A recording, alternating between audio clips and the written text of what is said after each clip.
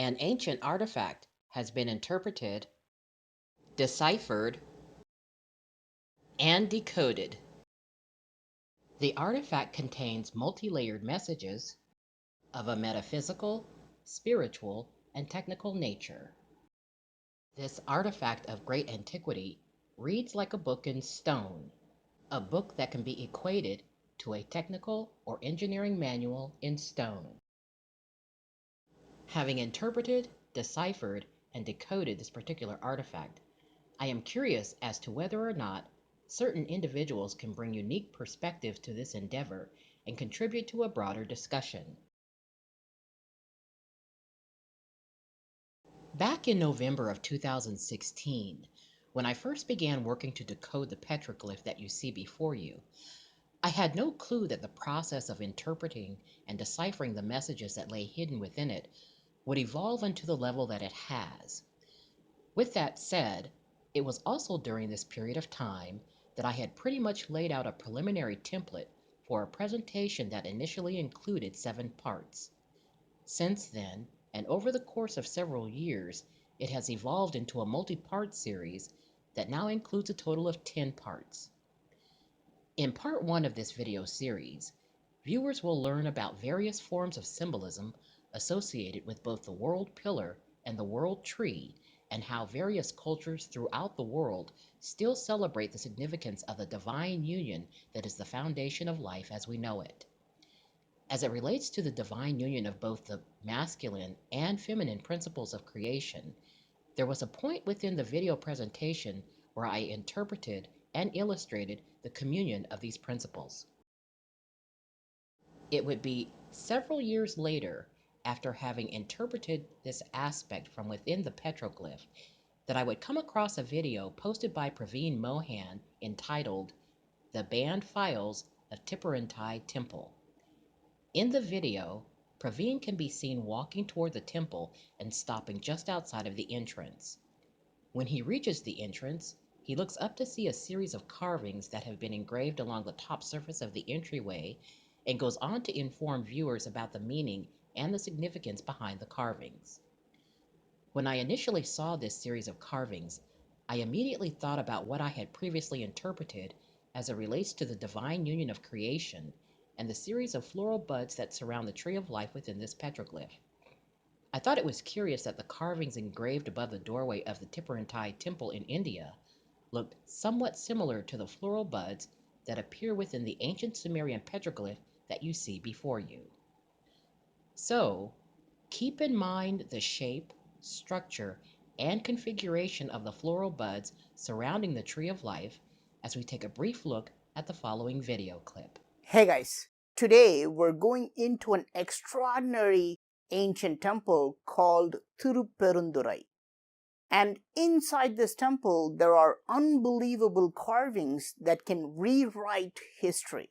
When we enter this chamber, your eyes are naturally attracted to the deity inside the chamber. But look on top of the doorway. On the lintel, you see a number of patterns. What are they? What do they mean? Are they meaningless patterns carved just for decoration? No, let's take a closer look at them. In chemistry classes, we learned about molecules made of different atoms. Are these molecules? Or are they simple flower designs? Don't they remind you of stars in the sky? Yes, these are 27 lunar stations called Nakshatras. You can see these stations in the night sky.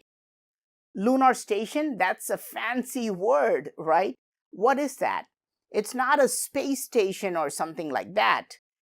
Take the sky or the ecliptic and you can split that into 27 segments using groups of stars as markers for each segment. Each segment is called a nakshatra or a star system. Why? To calculate time, dates, seasons, everything can be done using these nakshatras. Today, most people think these are used solely for astrology. But think about how ancient people calculated time during the night. Did they not have any indicators of how to tell time during nighttime? No, you can tell time by following the positions of stars, groups of stars, etc. So these nakshatras were also used in astronomy. As you can see, Praveen poses the question to viewers as to whether or not this series of carvings above the doorway is representative of molecules, atoms, or simple flower designs. However, what we ultimately learn is that the design of these carvings are actually representative of stars, and that the patterns of their configuration are representative of star systems. Referred to as the Nakshatra Star System, Nakshatras were used to calculate time, dates, seasons, etc., and their configurations are associated with the astronomical and astrological sciences. As the floral designs surrounding the Assyrian Tree of Life and the floral designs that appear above the doorway of the Tippurantai Temple appear to be similar, the question now becomes whether or not the meaning and significance of these designs as stars can also be applied to the Tree of Life. This is rather curious, because when I completed the interpretations for Part 1 several years ago, not only did I pose a specific question with regard to this petroglyph, but I also created an animated illustration of what Praveen Mohan alludes to within the video clip. To learn more about the history of the world pillar, the world tree, and associated symbolism, watch Part 1 of Ancient Messages in Stone, Decoding the Assyrian Tree of Life.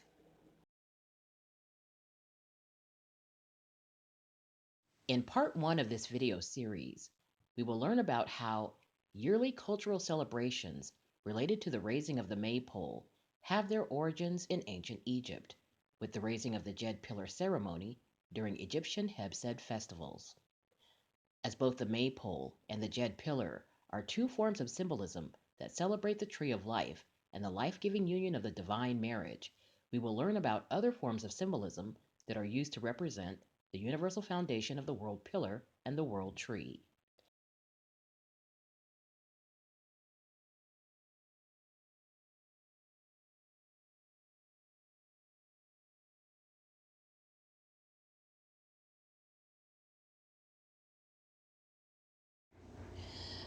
Many yearly May Day celebrations feature the raising of the maypole, with some maypoles reaching heights of up to 50 feet. Most commonly, these maypoles are erected in the center of village squares, country inns, community parks, or outdoor social arenas. The actual lifting of the huge pole into a secure shaft in the ground is no easy matter, and is usually lifted into place by the men within the local community. Armed with long rods tied together with rope at one end, the men use the sticks to lift the maypole higher and higher until it can be placed into position within the ground. Celebrations featuring the raising of the maypole have their origins in ancient Egypt, with the raising of the Djed pillar ceremonies. Rather than trying to stamp out the pre-Christian solstice festival of the raising the Djed and associated activities that they considered to be pagan, the early Catholic Church found it useful to co-opt the tradition by associating it with Christian celebrations.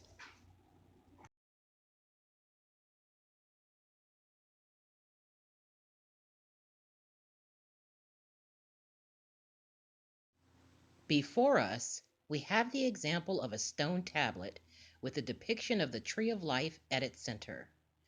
Our focus will be on the central column for the trunk or stalk of the pole ground.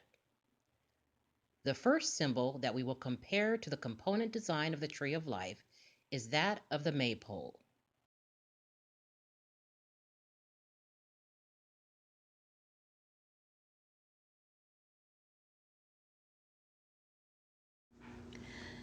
The second symbol that we will compare and correlate to the Tree of Life and its component design of creation is that of the Djed pillar. Let's continue with its historical tradition referred to as the raising of the Jed.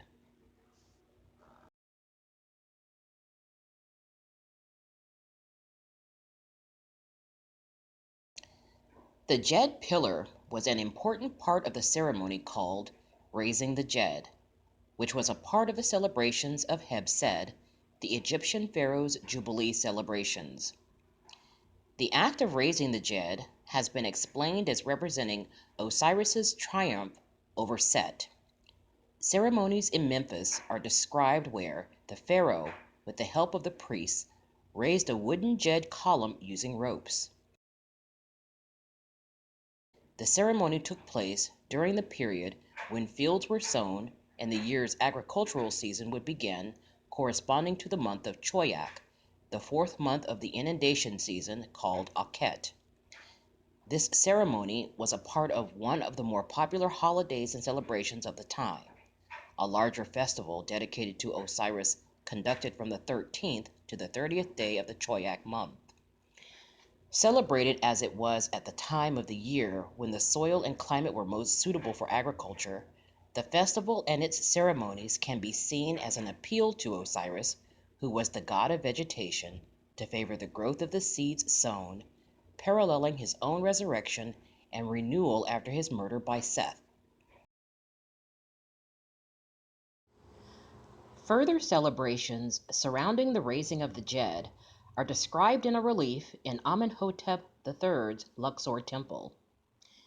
In the tomb in the temple, the scene shows the raising of the Jed pillar taking place in the morning of Amenhotep III's third Heb-Sed, which took place in his 37th regnal year. The scene is described by Sigrid Hodel Hoens. The anthropomorphized pillar stands at the middle left, in a shrine. It has taken the shape of a human body, with the Jed pillar as its head. The eyes are Ujat eyes. The hands hold the crook and flail, the usual insignia of Osiris, the god of the dead. On its head is the tall feather crown with the solar disk. The pillar is on a high base reminiscent of the platforms visible today in many temples, on which the cult barks once stood. In front of and behind it are lotus and papyrus blossoms.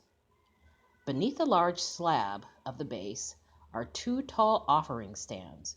One bears a libation vessel, while flowers have been laid on the other. To the right is the king himself, presenting a generously laid table. Fowl, cucumbers, blossoms, breads, and heads and ribs of beef are all lying on the upper mat, while a cow and an antelope can be seen on the lower one. Beneath these mats are four tall vessels containing unguents and oil, with bundles of lettuce sticking out among them. The vulture goddess, Wajet, the mistress of the Pernu shrine, has spread her protective wings above the sovereign with the blue crown on his head. There is also a scene depicted in the tomb to the right of the above scene which has not been well preserved. Hodel Hoens explains that it once showed the pharaoh, accompanied by his queen, using a rope to raise the Jed pillar. Three men, probably priests of the Temple of Memphis, help him in the process. A fourth priest was seen supporting the pillar. Various offerings were presented before the pillar below the ropes. Both the pharaoh and his queen are each accompanied by four pairs of young women, resembling those of the said festival. Each of these women is rattling a Hathor sistrum, a musical instrument for percussion with a U-shaped handle and frame seen as resembling the face and horns of the cow goddess Hathor, while holding a manat, a protective amulet associated with Hathor, in the other hand.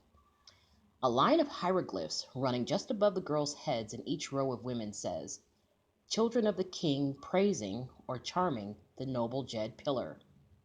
Hodel Hoens interprets this as identifying the girls as the daughters of Amenhotep III. There are three additional reliefs below these two reliefs.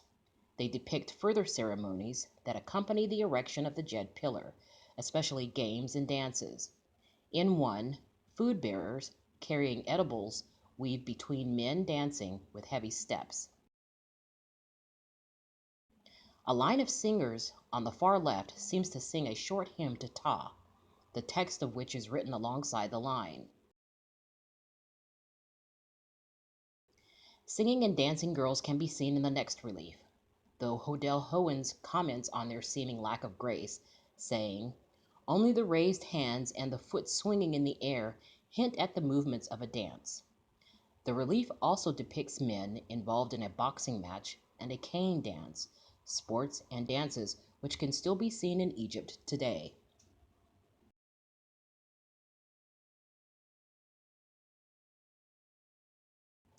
The festival of the raising of the Jed also involved reenactments conducted at Dendera, Edfu, Busiris, Memphis, and Philae.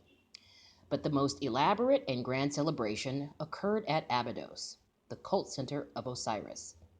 From around the end of the 3rd millennium BC, during the beginning of the 12th dynasty, and perhaps as early as the 6th dynasty, 300 years earlier, reenactments of the myth of Osiris and Isis, the deception and murder of Osiris by Seth, the search for Osiris by Isis, and Osiris' mummification, funeral, and his resurrection were performed. From the late 4th century BC, a recitation of the Lamentations of Isis and Nephthys, a poem describing Isis and Nephthys' search for Osiris, was added to the ceremony on the 25th day of the Choyak month. At the Osiris Temple in Abydos, these reenactments are described as involving hundreds of priests and priestesses in the roles of the gods and goddesses, with 34 papyrus boats carrying the gods, a sculpture of Osiris inside an elaborate chest, 365 ornamental lamps, incense, and dozens of Jed amulets. Comparisons between the Egyptian god Osiris versus the Assyrian god Assur. Parallels have also been drawn between the Jed pillar and various items in other cultures. Sidney Smith in 1922 first suggested a parallel with the Assyrian sacred tree when he drew attention to the presence of the upper 4 bands of the Jed pillar and the bands that are present in the center of the vertical portion of the tree. He also proposed a common origin between Osiris and the Assyrian god Assur, with whom he said the sacred tree might be associated. Cohen and Kangas suggest that the tree is probably associated with the Sumerian god of male fertility, Enki, and that for both Osiris and Enki, an erect pole or pole-like symbol stands beneath the celestial symbol.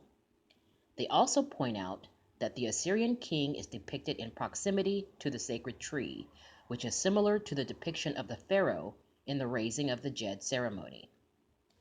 Additionally, the sacred tree and the Assyrian winged disk, which are generally depicted separately, are combined in certain designs, similar to the Jed pillar, which is sometimes surmounted with a solar disk.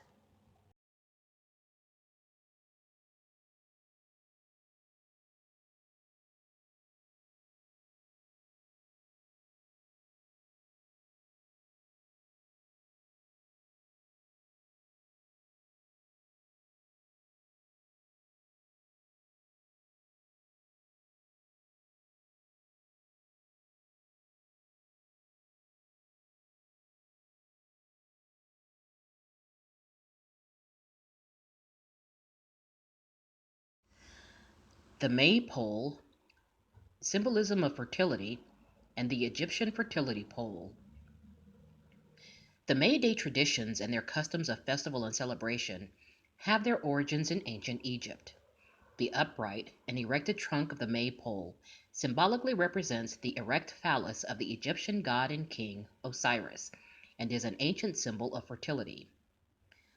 For thousands of years, both the phallic symbols of Egyptian fertility poles and Egyptian obelisks were objects of worship and reverence as a reminder of the sacred act of sex, male regenerative powers, and the phallus of the kings who rule the world. The pole represents the male principle, and the ribbons that wrap around it, and the wreath placed atop the pole, are symbolic of the female principle. The maypole itself is a phallic symbol, representing the planting of the god's phallus into the Mother Earth's womb, thereby illustrating the bringing forth of new life. As the maypole represents the phallus of God, the wreath atop represents the vagina of the goddess. As the maypole is danced, the ribbons wind around the pole and the wreath lowers, symbolizing the divine marriage, the sexual union of God and goddess. Maya, the goddess, and the May Queen receives his seed, and the fertility of their union brings forth new life in the spring.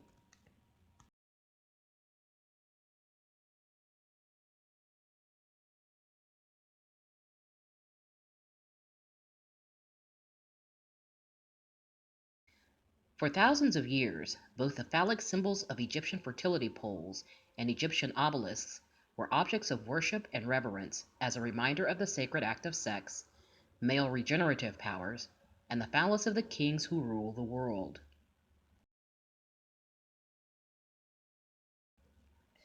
The pole represents the male principle, and the ribbons that wrap around it, and the wreath placed atop the pole, are symbolic of the female principle.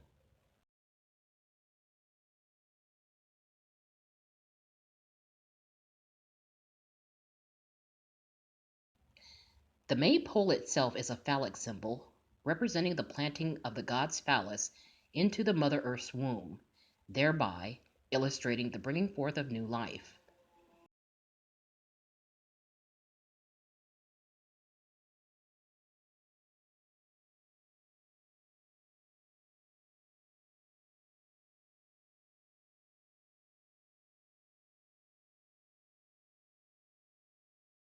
As the maypole represents the phallus of God, the wreath atop represents the vagina of the goddess.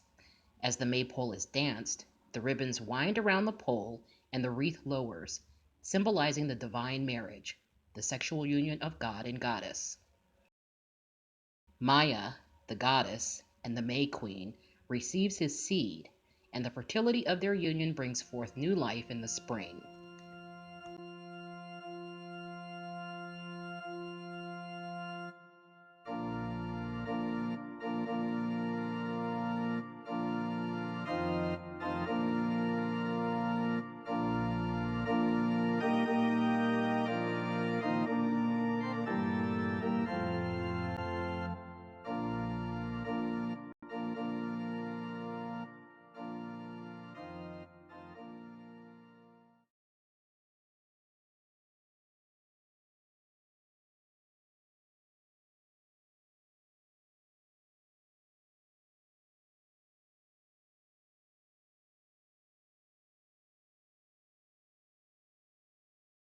Having learned about the Egyptian origins of the raising of the maypole and the raising of the Jed, we will learn more about the history of the maypole and the rituals of tradition celebrating regeneration, rebirth, and the renewal of life.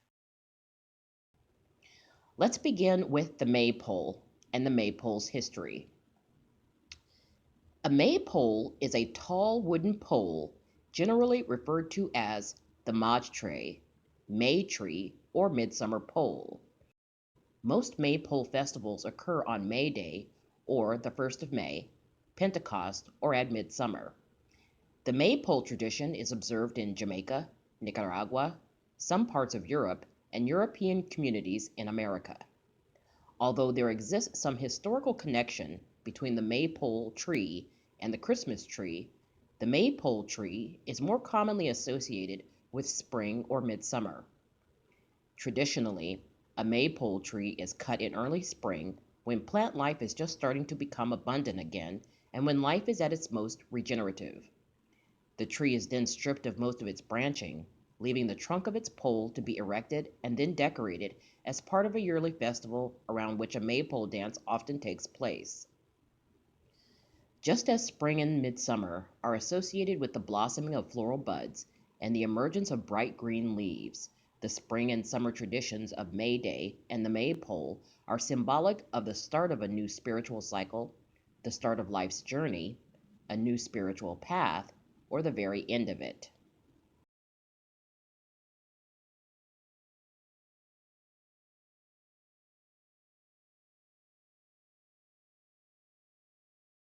Before us, we have an example of a maypole that has been garnished with colorful ribbon. In its symbolism of the celestial pillar of the world tree, we can position the maypole to align with the central column of the trunk or stalk of the pole ground upon the tree of life.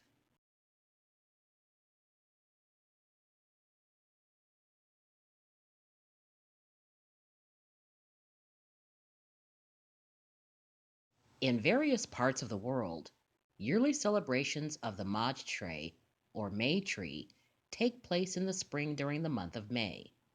Cultural festivals celebrating the maypole still take place in parts of the Caribbean, Central and South America, and some parts of Europe. Let's take a trip to Jamaica, Nicaragua, and Germany to experience these festive celebrations of life. The maypole in Jamaica, the long ribbon pole.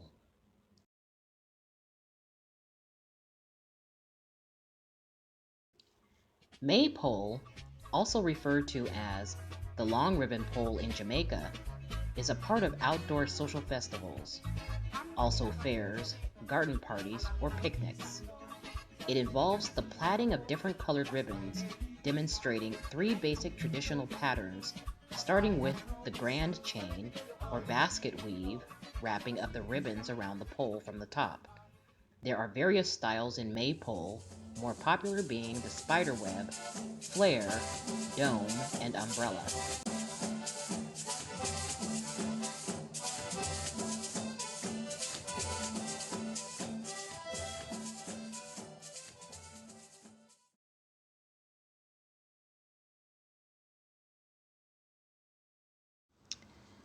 The maypole in Nicaragua, Palo de Mayo. In Nicaragua, Belize, the Bay Islands of Honduras, and the Bocas del Toro in Panama, the maypole is referred to as Palo de Mayo. It is also the name given to the month-long May Day festival celebrated in the Caribbean. Both the festival and dance are an Afro-Nicaraguan tradition which originated in Bluefields, Nicaragua in the 17th century. Come take a ride on the Bluefield Express. Sit down inside on the Bluefield Express.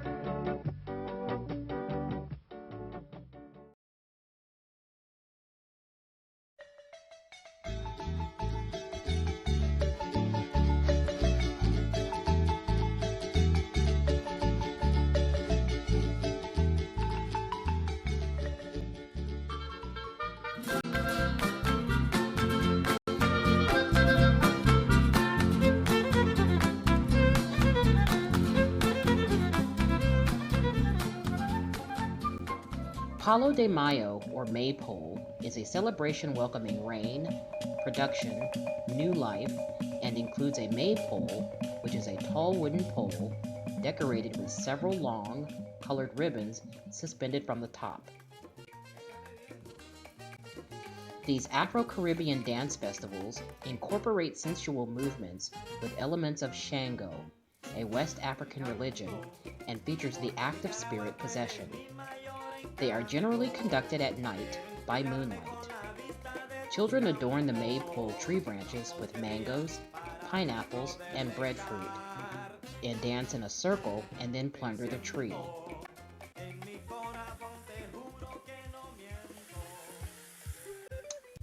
In Belize, festival participants plait the ribbon of the maypole, compete in coconut tree climbing and greasy pole climbing competitions. During festival dances, a custom-made music genre called Palo de Mayo can be heard playing. Palo de Mayo music is an electric reworking of Creole acoustic folk music called a mento. Palo de Mayo music retains a lot of the mento style, including lyrics, melodies, and choral patterns. but speeds up the tempo and replaces different instruments as it progresses. Instruments in a Palo de Mayo ensemble include tap drums, horn sections, electric guitar, electric bass, and portable electric organ.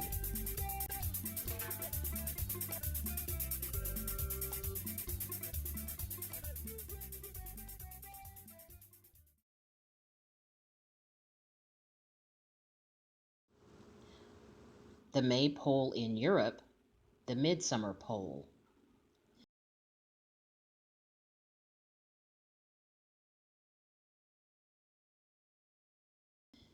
European countries such as Germany, Austria, Sweden, and Finland celebrate what is traditionally known as May Day. The yearly May Day celebration consists of a decorated tree or tree trunk that is usually erected on the 1st of May.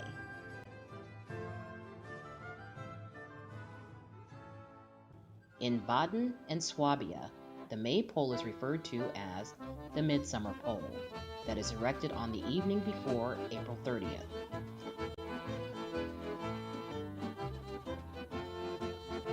A maypole dance is performed by pairs of boys and girls, or men and women, who stand alternately around the base of the pole, each holding the end of a ribbon. They weave in and around each other, boys going one way and girls going the other, and the ribbons are woven together around the pole until the merrymakers meet at the base. There are also more complex dances involving weaves, unweaves, and intricate braiding.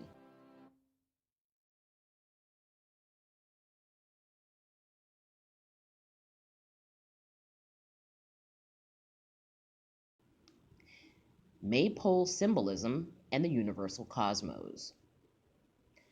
Cosmological views hold that the universe is a world tree. Some scholars classify maypoles as symbols of the world axis or the axis mundi of the world tree. According to ancient belief systems, the maypole is said to be symbolic of the tree of life, and that the garnishment of colorful ribbon around its central pole or pillar is a symbolic and ritualistic reverence for sacred trees and wooden pillars.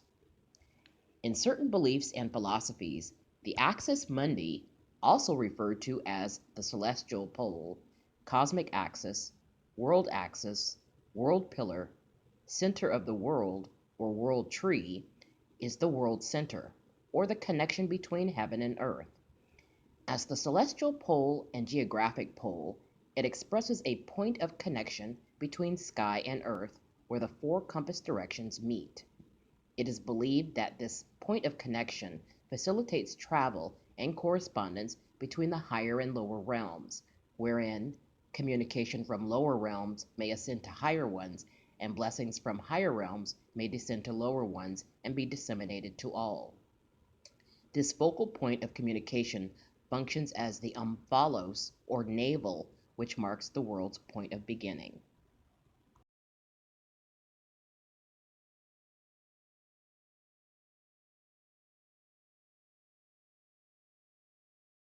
So far, we've learned about the history and the symbolism of the maypole, the jed pillar, and the cultural festivities of ritual and tradition that celebrate the world pillar and the world tree as the universal foundation of life. Moving forward, we'll learn about additional symbols in history whose biblical, esoteric, and hermetic origins can be directly correlated to the axis mundi of the world pillar and the tree of life.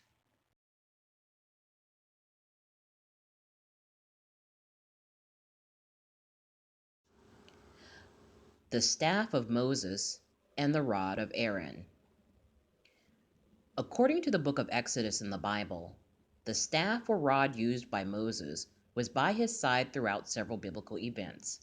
Among these miraculous occurrences was Moses' staff being transformed into a snake and back, Moses' staff being used to part the Red Sea, Moses' staff being used to produce water from a rock, and finally, Moses' staff being used in prayer over Israel in battle. The staff is first mentioned in the book of Exodus, chapter 4, verse 2, when God appears to Moses in the burning bush. God asks what Moses has in his hand, and Moses answers, a staff. In the King James Version, he states a rod. The staff is then miraculously transformed into a snake and then back into a staff. The staff is thereafter referred to as the rod of God or the staff of God, depending on the translation. In Egypt, Moses and Aaron appeared before the Pharaoh, and Aaron's rod was transformed into a serpent. The Pharaoh's sorcerers were also able to transform their own rods into serpents. However, Aaron's rod swallows them. Aaron's rod is also used to turn the Nile blood red and to initiate the plagues of Egypt. It is during the Exodus from Egypt where Moses stretched out his hand with the staff to part the Red Sea. While in the wilderness after having left Egypt, Moses follows God's command to strike a rock with the rod to create a spring for the Israelites to drink from. However, Moses strikes the rock twice with the staff when the water does not immediately appear after the first strike. Having struck the rock twice, implying a lack of faith, God punished Moses by not letting him enter into the promised land. And finally, Moses uses the staff once again in the battle at Rephidim between the Israelites and the Amalekites. When he holds up the rod of God, the Israelites prevail. When he drops it, their enemies gain the upper hand. Aaron and Hur help him to keep the staff raised until victory is achieved. In later Jewish legend, the rod was said to have been created at the beginning of the world on the sixth day of creation and to have been passed down through the hands of major patriarchs before being inherited by Moses.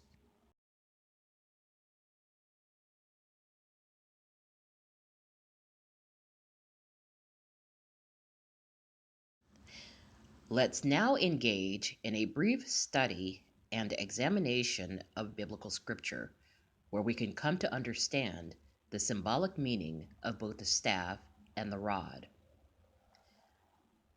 We will read from the Holy Bible, the King James Version, and will reference the book of Numbers, chapter 21, verse 4, which states that the soul of the people was much discouraged because of the way. This entire scene illustrates the condition of the soul in the desert, whose symbolic meaning means physical life. The soul in the way simply means the soul that travels from Egypt, whose symbolic meaning means bondage of the ego, to the promised land, whose symbolic meaning is a heavenly awakening from this bondage. In other words, the Israelites' travels represent the individual who was on a spiritual journey to shed the ego and experience the promised land, spiritual resurrection. From the Holy Bible, the book of Numbers, chapter 21, verse 8 through 9, it states that, "And the Lord said unto Moses, Make thee a fiery serpent, and set it upon a pole. And it shall come to pass, that every one that is bitten, when he looketh upon it, shall live. And Moses made a serpent of brass, and put it upon a pole." So God gives Moses a symbolic representation of what would heal them. That symbol is the brazen snake on the pole lifted up. The snake was cast down, yet must be lifted up, symbolically transforming the ego, to restore the spiritual aspect of man's soul. From the Holy Bible, the book of John, chapter 3, verse 14, we have, "And as Moses lifted up the serpent in the wilderness, even so must the Son of Man be lifted up." From the Holy Bible, the book of Luke, chapter 17, verse 21, it states that, "Remember, the kingdom of God is not outside of you, but is within." Lifting up the Son of Man is another way of symbolizing the path to elevated states of conscious awareness, a state of being beyond the senses, emotions, and intellect. Large portions of Scripture are metaphors for the holy temple, which is your human body and brain. If you stood a snake in the upright position, it would resemble the spinal cord, which extends up the back. The head of the snake would resemble the pineal gland, understood by the ancients as a spiritual organ, at the bottom center of the brain. In deep meditation practices, spiritual energy, Kundalini or Holy Spirit, rises through the spinal column and proceeds to open the seven chakras, or the seven churches of revelations, along the spine until it reaches the pineal gland, symbolizing a spiritually resurrected individual. This process can also be seen as the serpent that becomes transformed from the ego into the fully realized and awakened spiritual being, or the shedding of the ego. Such an experience raises the conscious awareness of an individual beyond the senses. This is a real experience that ancient spiritual peoples were aware of. It is the true nature of our aboriginal origins that lay within us and must be exalted in order to realize this spiritual resurrection.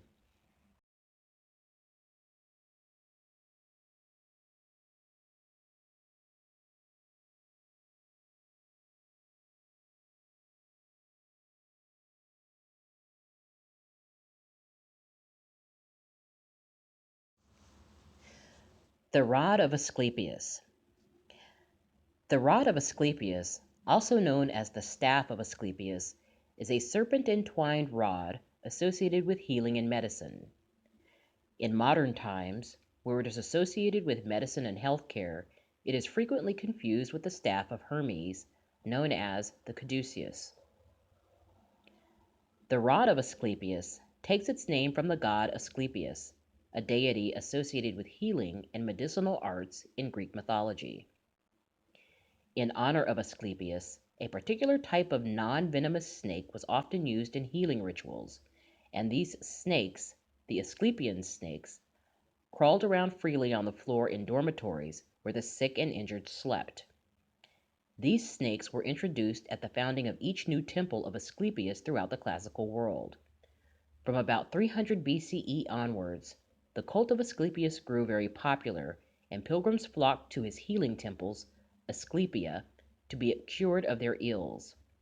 Ritual purification would be followed by offerings or sacrifices to the gods, or according to the means, and the supplicant would then spend the night in the holiest part of the sanctuary, the abaton or iditon. Any dreams or visions would be reported to a priest who would prescribe the appropriate therapy by a process of interpretation. Some healing temples also used sacred dogs to lick the wounds of sick petitioners. The original Hippocratic oath began with the invocation, "I swear by Apollo the physician, and by Asclepius, and by Hygeia, and Panacea, and by all the gods." The serpent and the staff appear to have been separate symbols that were combined at some point in the development of the Asclepian cult. The significance of the serpent has been interpreted in many ways. Sometimes the shedding of the skin and renewal is emphasized as symbolizing rejuvenation, while other assessments center on the serpent as a symbol that unites and expresses the dual nature of the work of the physician, who deals with life and death, as well as sickness and health.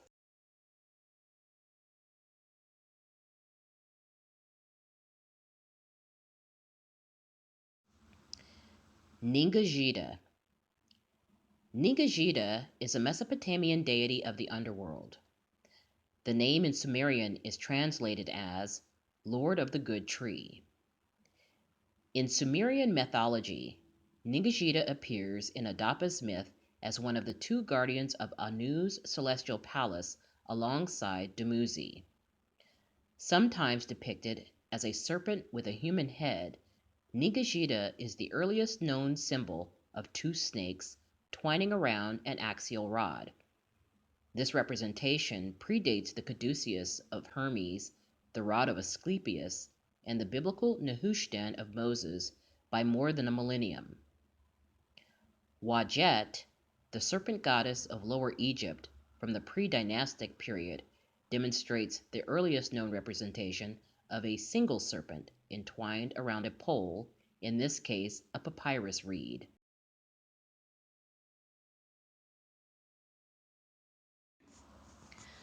Caduceus. The caduceus is the staff carried by Hermes in Greek mythology, and consequently by Hermes Trismegistus in Greco-Egyptian mythology. It is a short staff entwined by two serpents, sometimes surmounted by wings. In Roman iconography, it was often depicted being carried in the left hand of Mercury, the messenger of the gods, guide of the dead, and protector of merchants, shepherds, gamblers, liars, and thieves. Some accounts suggest that the oldest known imagery of the caduceus have their roots in a Mesopotamian origin with the Sumerian god Ningishita, whose symbol, a staff with two snakes intertwined around it, dates back to 4000 BC to 3000 BC. In astrology and alchemy, the caduceus was associated with the elemental metal of mercury. It is said that the caduceus wand would wake the sleeping and send the awake to sleep. If applied to the dying, their death was gentle. If applied to the dead, they returned to life. The caduceus is often incorrectly used, particularly in North America, as a symbol of healthcare organizations and medical practice, due to confusion with the traditional medical symbol for the rod of Asclepius. Asclepius, the god of medicine and healing, carried a staff with one serpent wrapped around it, and is formally known as the rod of Asclepius. Moses also had a replica of a serpent on a pole called the Nehushtan, which is more popularly referred to as the staff of Moses. Alternate representations for a rod, a staff, and serpents include the Greek Kerukion, which features two snakes atop the staff or rod, crossed to create a circle with the heads of the snakes resembling horns.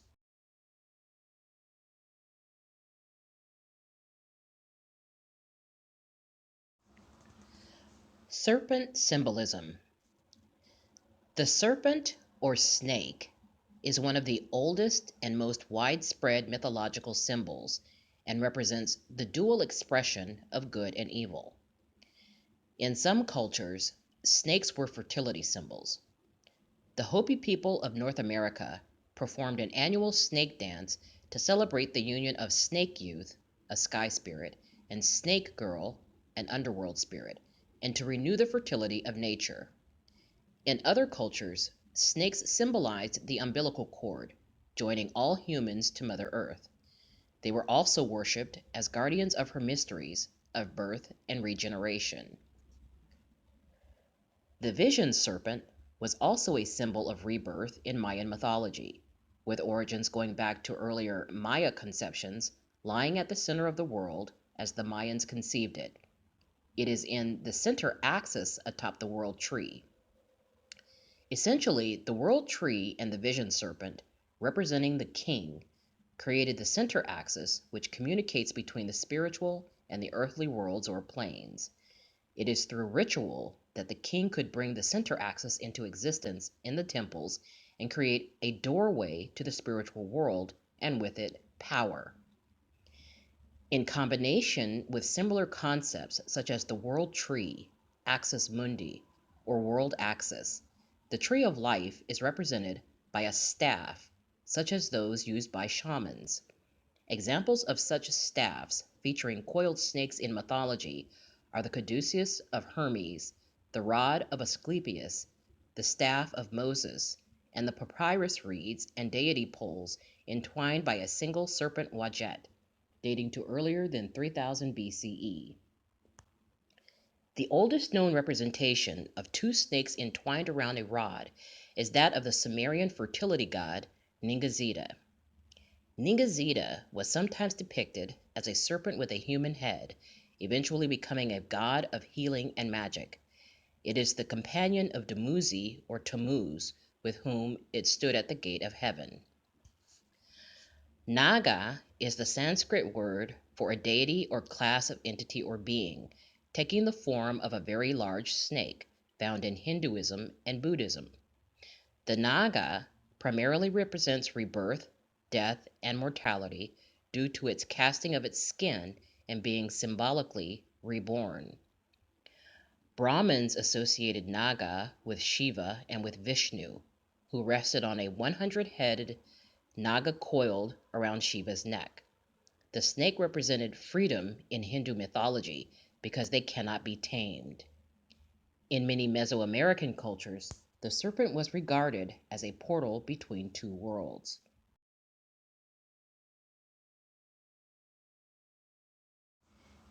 In many myths, the chthonic serpent, sometimes a pair, lives in or is coiled around a tree of life situated in a divine garden. In the Genesis story of the Torah and the biblical Old Testament, the tree of the knowledge of good and evil is situated in the Garden of Eden, together with the tree of life and the serpent.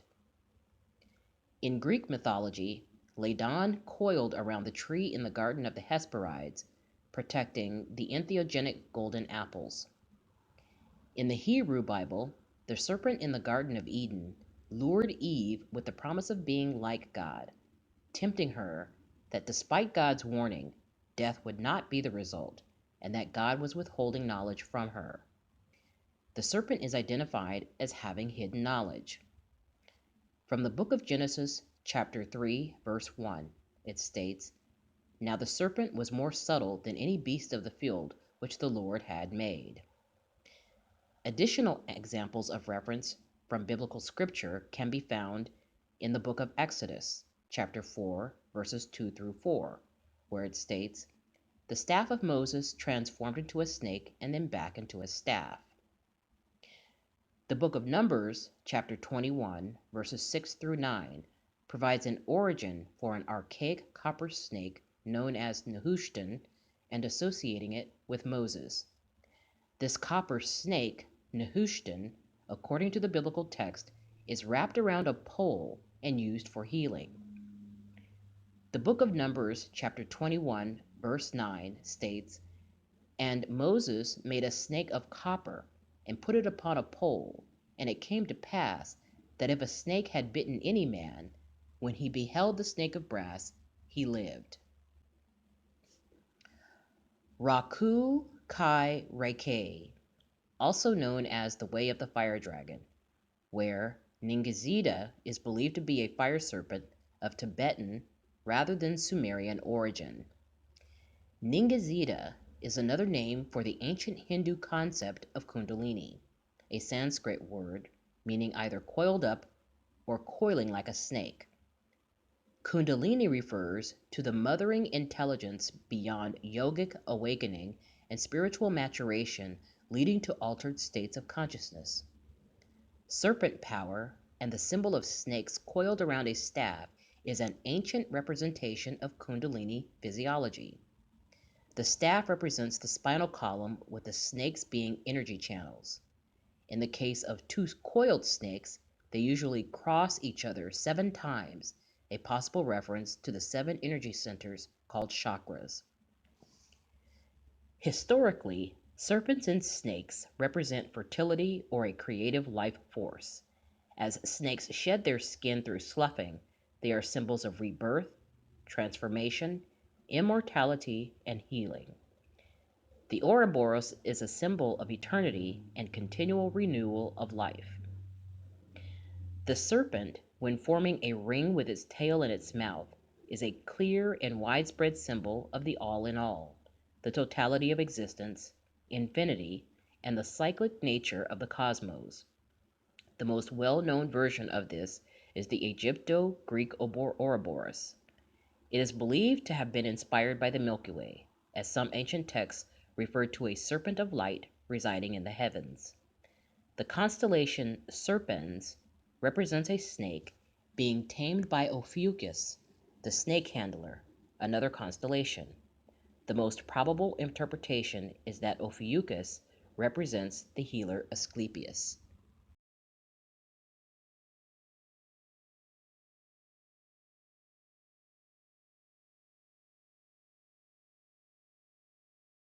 Throughout part 1 of this video presentation, our focus has been on the central column of the trunk or stalk of the pole ground, as well as the tree of life, for which both have been configured in their carving to be within the center of the universe of the stone tablet before us.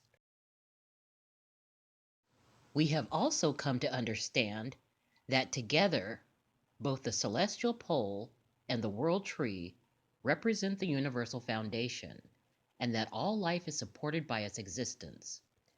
As such, various cultures around the world celebrate the world tree as the primary source of regeneration, rebirth, and renewal.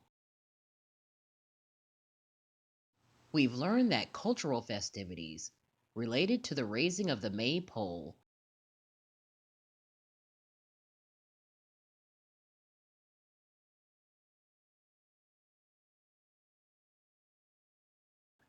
and the raising of the Jed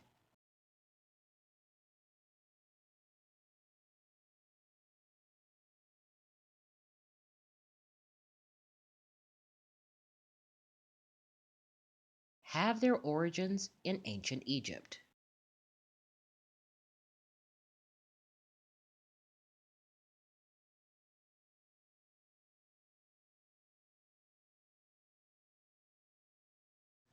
Over the course of history, we've learned about the biblical, esoteric, and hermetic representations of the world pole, as well as other symbolic representations of the world tree.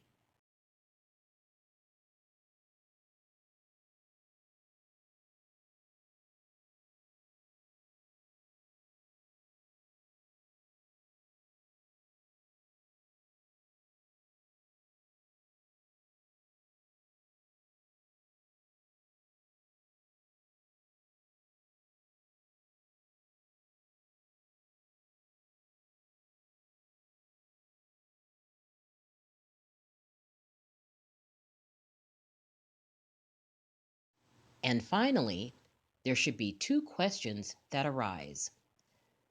The first question that should come to mind is why I have used this particular stone tablet as a foundation to illustrate by example the historical reverence and significance of both the world pillar and the tree of life. The second question that should come to mind is why I refer to this stone tablet as the center of the universe. In order to find out why, watch part 2 of this video series.